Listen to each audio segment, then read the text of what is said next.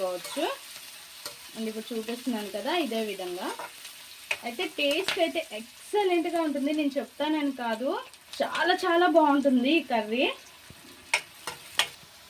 ఇందులోనే ఒక ఎండుమిర్చి అనేది వేసుకోండి. ఈ కాయ మాత్రం దొరికితే కంపల్సరీగా వండుకోండి.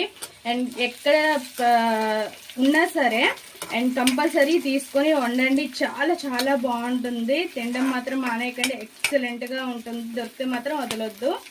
అండ్ ఇంకా ఫ్రై అయినాక బీరకాయ ముక్కలు అనేవి వేసేసుకోవాలి.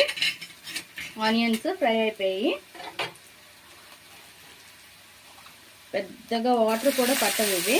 మనకి నార్మల్ బీర అయితే వాటర్ వేసేసరికి బాగా వాటర్ వచ్చేస్తాయి కదా, అట్లా ఏం పట్టవు. నార్మల్గా జస్ట్ ఇట్లా అనేస్తే వచ్చేస్తాయి అంతేని.